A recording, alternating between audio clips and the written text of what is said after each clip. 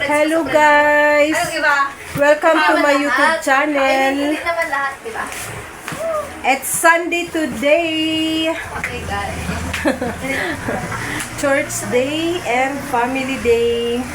And syempre, Sa'yo mo na isa. pahinga isa kay si day. Sa'yo mo na isa kasi Ayan ang mga kasama ko guys. Sa'yo mo na isa si Bunso. Si Ate Masabi Nikki, pa nito si Junior. si Ate Kim, si Ate Yuhan. Asan na yung dalawang Asal ka. kulets? O baga, sinubo mo. Dapat dalawa ang angkas mo, Ate Kim. Kaya si Bunso, mani. Ha? Si Bunso. Si Bunso, si Nikki. Tapos kita. Ayan guys, hindi ako mag-drive ngayon dahil ipapaayos ang tricycle. Garotik. Sumuko na naman ang mga ang tawag nun? Bearing.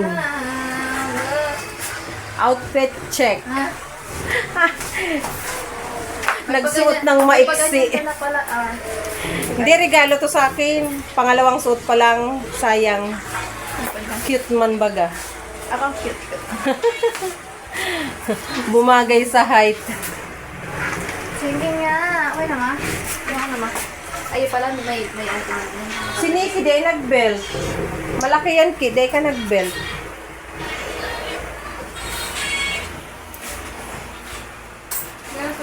Pa, salimpoy mo na ang tricycle. Tama, turong kaunak ta. Linago sa init. Duman mo na slimpoy. Tama, sakay nakta. Para pigalat si Bunso. Let's go na, let's go. O, sisay baga ang ano ko. Si Bunso at si Nikki, sakay mo. Tara na, alis na kami guys. See you again later.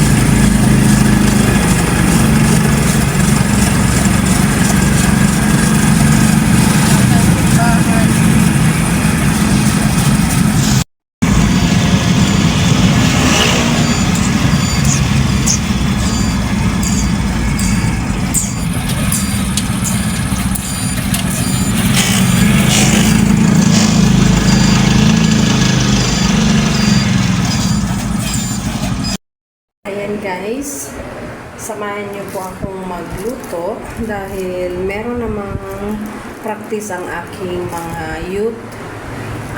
Magpa-practice ng choir and yung iba ay gagawa ng kanilang family history. So, habang nasa Sunday school pa yung mga youth ako ay magluluto guys. Ayan, ako muna. Wala pa yung tutulong sa akin. Hindi pa ako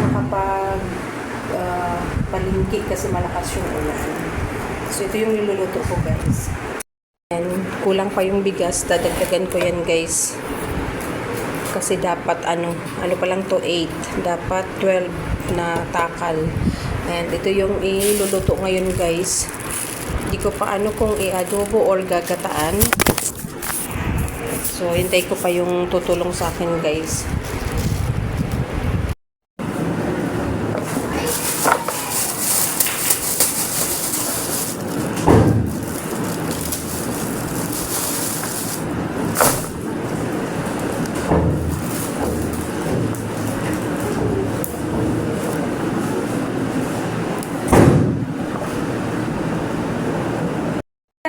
again.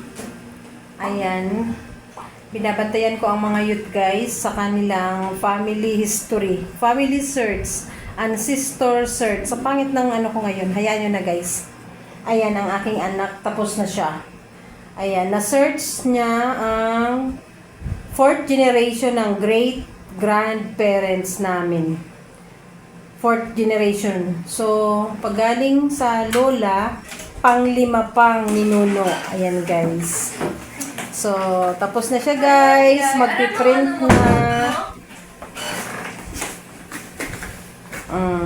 Turuan mo si Pani. I-assist mo muna si Pani. Hindi, ano pa rin? Lagay mo na dyan, Ricky. At si Ate Johan ang uupo. Great grand. Ayan. Great. 4 na great ang nakuha ni Nikki. So, upo ka na, Ate Yay. I-assist mo muna si Tiffany. Hindi ka na uupo. Halik na si Nikki. Balik na si Nikki sa ano. Mag-connect ka na mo kay Nikki para... Ayan ang pinagkaabalahan namin, guys.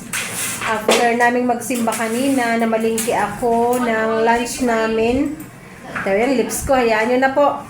Ngayon, habang yung iba ay nagpa-practice ng choir, yung iba dinadala ko dito para mag-family history, family search. Si Ate Kim tapos na, si Nikki tapos na, balik sila sa choir.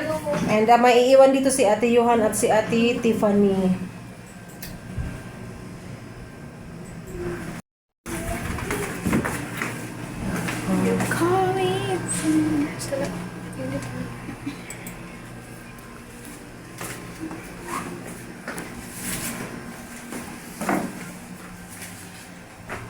Nag-practice na doon, Yay? Yeah.